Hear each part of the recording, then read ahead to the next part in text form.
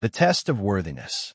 The orbital military academy glittered like a jewel above the gas giant Nethra, its hull gleaming with the banners of a dozen alien empires. To the cadets marching inside its halls, the day was legend in the making. Today they would stand before the biometric lock. The lock wasn't a door in the traditional sense. It was a colossal structure of seamless alloy, curved like a monolith, standing at the heart of the Academy's ceremonial chamber. Rumor said it predated the Galactic Union itself, a relic of the Progenitors, the mysterious species that had vanished before most modern civilizations had learned to walk upright. No one alive knew how it worked, only that it judged. Every cadet who aspired to wear the Union's officer crest had to place their hand upon its surface. The lock scanned, measured, and spoke. A single phrase, a single rank. Aria Hale stood in line with the others, her fists clenched behind her back. The hall smelled of polished metal and burning ozone from the lock's energy fields. Around her towered cadets of every imaginable species. Drellin, the chitinous insectoid who radiated smugness. Thrix, the lean avian strategist whose feathers quivered with suppressed excitement. And a handful of other humans, all trying not to look small. Compared to most alien species, they did look small. Humans, Commander Veyr growled as he paced before them, his reptilian eyes narrowing. His scaled armor gleamed under the chamber's lights. Baseline organics. Fragile. Short-lived. Do not embarrass yourselves before the lock. It does not lie. Aria kept her face blank.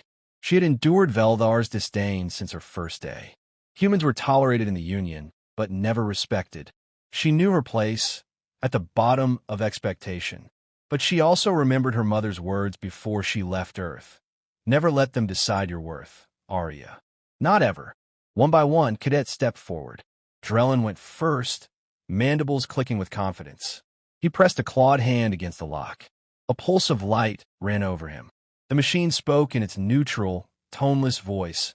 Access level. Officer. Drellin bowed mockingly toward the others as he stepped aside. Next was Thrix, feathers slicked back in a disciplined salute. The lock scanned, then declared, Access level, Commander. The avian cadet's wings lifted in pride as he received murmurs of admiration. Aria swallowed hard. Her turn was coming. Her fellow humans had gone earlier, each receiving the same flat designation. Access level, Cadet. No higher. Never higher. She stepped forward when Veldar's voice snapped. Hale. Approach. The lock loomed above her, humming faintly. Its surface was cool as she pressed her palm against it. For a heartbeat, nothing happened. Then the lines of light spread across its alloy skin, brighter than for anyone else. Aria felt warmth surge through her fingertips, racing up her arm into her chest. The chamber's air thickened.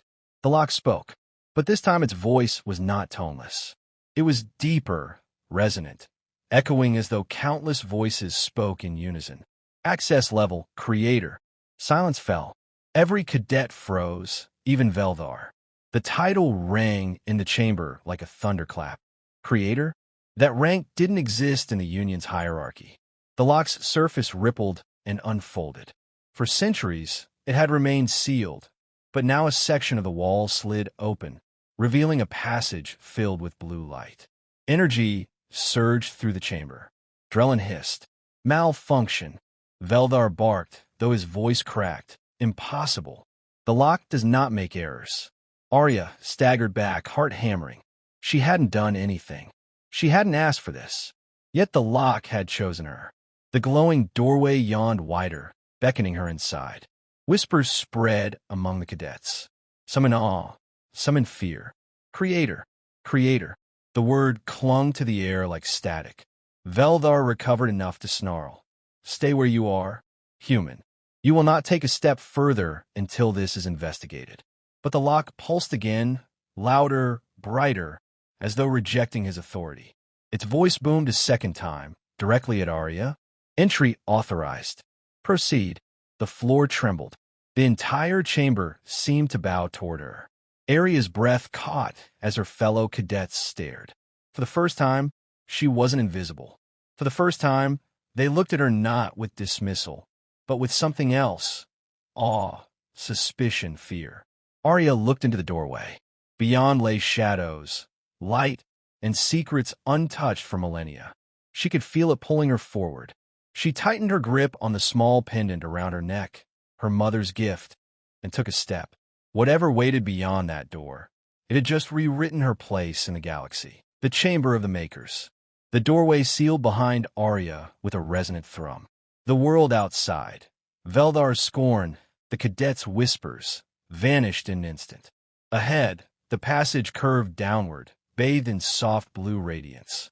The walls were seamless, etched with symbols that shifted as her eyes lingered on them, as if the language itself was alive. Aria's footsteps echoed, too loud in the silence. Her heart pounded. She had no weapon, no guide, just the pendant at her neck and a name the lock had called her: Creator. The word felt foreign, too heavy for her shoulders.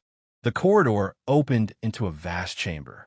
The air was cool and dry like stone caves back on Earth, but here everything pulsed faintly with energy. Pillars stretched high into darkness. At their bases, crystal-like nodes flickered to life as she entered, cascading waves of light toward the center dais. And then the voice came. Designation confirmed. Creator blood. It wasn't one voice, but thousands, layered together, speaking directly into her bones. Aria flinched, her hand flying to her pendant. "I think you've made a mistake," she whispered, her voice thin in the cavernous space. The chamber responded not with words, but with action. The central dais flared, projecting figures made of light, tall, robed silhouettes with elongated features. Their forms shifted constantly, as though refusing to settle into a single image. "We are the Makers," the chorus said. "We are memory. We are record.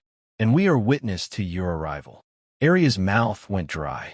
She had studied fragments of progenitor myth in xenohistory classes, but no one, not even the Union Council, claimed direct contact with them. "You mean the progenitors," she breathed.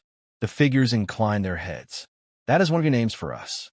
We are those who built the frame of this galaxy. We left locks for when the bloodline would return." Her knees threatened to buckle. "Bloodline? No, I'm just human. A cadet. Human," the Makers echoed, the chamber resonating with the word. "The final seed. The youngest branch. The inheritors." Aria shook her head. This was impossible. If humanity had been chosen by the progenitors, why had no one known? Why had Earth been overlooked, considered backward, unremarkable? As if hearing her doubts, the chamber shifted. The dais darkened, and suddenly she stood in the middle of a simulation, an endless battlefield. Armies of light marched toward her. Alien war forms, massive fleets, beasts of metal and fire. Above, storm clouds swirled, churning with thunder. A voice rang out. "Prove your claim." Aria's pulse spiked. She had no weapon, no command. Then symbols bloomed before her, a control lattice she instinctively understood. She reached out, and formations of soldiers sprang up in response. Not perfect soldiers, but projections that moved as she directed. The enemy surged forward. Aria thought fast. Instead of a direct clash, she scattered her forces, drawing the enemy into uneven ground, splitting them, striking where their lines thinned. She used traps, feints, and gambits that her human instructors called reckless. But here they worked. Minutes stretched into hours, or maybe only seconds. She lost units, sacrificed positions, but in the end the enemy collapsed. Her forces closed in from every angle, overwhelming the last war form until it shattered into sparks. Silence fell. The dais reignited. The Makers appeared again, brighter than before. Tactics unrecorded. Resolution successful. Clearance elevated. Primary user. Aria stumbled, gripping her knees to steady herself. Sweat dampened her uniform. Primary user?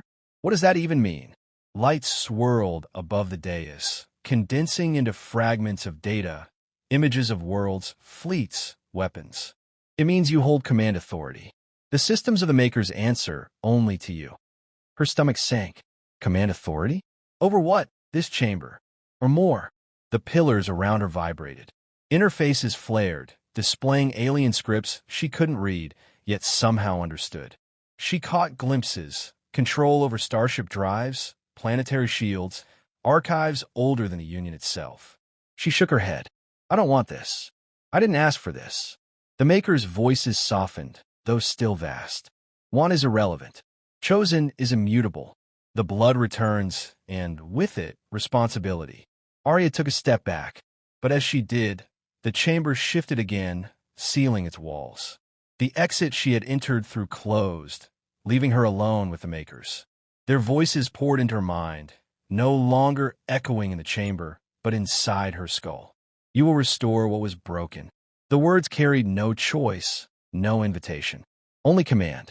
Aria clutched her pendant so tightly the edges cut her palm. She wanted to scream, to deny it, but the chamber's light only pulsed stronger, synchronizing with her heartbeat. For the first time since leaving Earth, she felt truly, terrifyingly seen, fear and reverence. The chamber released Aria hours later, or perhaps only minutes.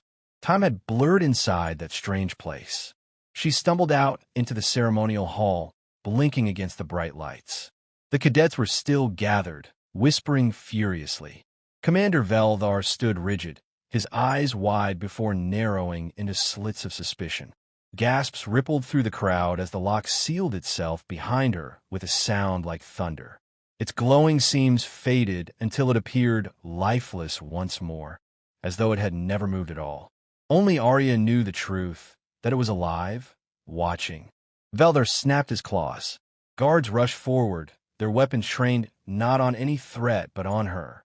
Cadet Hale, he growled, his voice dripping with venom. You will accompany us to the Union Council immediately. The incident within will be investigated. Aria forced her trembling legs to straighten. She wanted to protest, to explain she hadn't chosen this, but she saw the cadet's eyes on her. Awe, envy, fear. If she admitted weakness now, she would confirm Veyr's sneer. The humans were unworthy. So she said nothing. She lifted her chin and walked forward, letting the guards escort her out. The council chamber aboard the Academy's orbital ring was filled with voices when she arrived. Representatives of a dozen species argued, their tones harsh, their translator nodes struggling to keep up. A malfunction, nothing more, one insectoid counselor hissed. Or a deception planted by humanity, another roared. Yet the chamber opened for the first time in 5,000 cycles. When Aria was led inside, the arguments died. Every eye fixed on her. High Chancellor Reineth, a venerable avian whose feathers were silver with age, raised a clawed hand. Cadet Aria Hale, he said, voice steady. The lock identified you as creator, then granted you access to the sealed chamber. Tell us what occurred within. Aria's throat felt dry. She wanted to lie, to say nothing happened, that it was a mistake. But the memory of the Maker's voices pressed against her mind like a storm. She could not deny it. They spoke to me, she said quietly. They called themselves the Makers. They said humanity was seeded as their final branch. They gave me clearance, primary user. I don't know why. A wave of murmurs swept through the chamber. Some counselors leaned forward eagerly. Others recoiled, as if she were a weapon about to ignite. Veyr slammed a claw against the floor. Lies. No human cadet could be chosen by the Makers. The Union must confiscate whatever access codes she carries before she destabilizes our fleets. Another counselor, a crystalline being of the Eeler, shook their head. You heard her. The systems responded only to her. If she holds primary user clearance, then she alone may command relic technology. To destroy or contain her would risk losing this chance forever. Aria's hands curled into fists. She felt like a specimen under glass, every word dissected. They weren't asking who she was. They were asking how she could be used. Her anger rose. She remembered her mother's voice again. Never let them decide your worth. When the chamber quieted, she spoke louder, steadier. I didn't ask for this, but you all know the Union is weakening. The Veyr Dominion pushes at your borders. And now you argue whether to cage me, instead of seeing what this might mean. If the Makers entrusted humanity with their legacy, then maybe it's because you've failed to protect what they left behind. Gasps. Shock. A ripple of outrage. But beneath it all, a current of fear. The Chancellor's feathers trembled. He did not rebuke her. That night, in her assigned quarters, Aria sat alone. She hadn't been confined, but she knew she was watched. Every word she'd spoken would ripple through the Union's networks by morning. Some would see her as salvation, others as a threat. A soft chime startled her. The door slid open, revealing Thrix, the avian cadet. His feathers were ruffled with unease. "They'll try to kill you," he said without preamble. "Veldar won't wait for orders. He'll make his move soon." Aria's blood chilled. "Why warn me?" Thrix's beak clicked. "Because if what you said is true, then the galaxy needs you alive." And because his feathers lowered, his voice softening. "I saw the lock's light. It wasn't a malfunction." Before Aria could answer, the ship's alarm blared. The walls vibrated with urgency as a voice thundered through the intercom. "Alert! Union border outpost under attack. The Veyr Dominion has begun its invasion." Aria's heart slammed against her ribs. The galaxy was unraveling faster than she could process. And, somehow, she was at its center, the Creator's War. The Union fleet mustered at Kale's Rift, where jagged fragments of shattered moons drifted in endless orbit. Warships filled the void.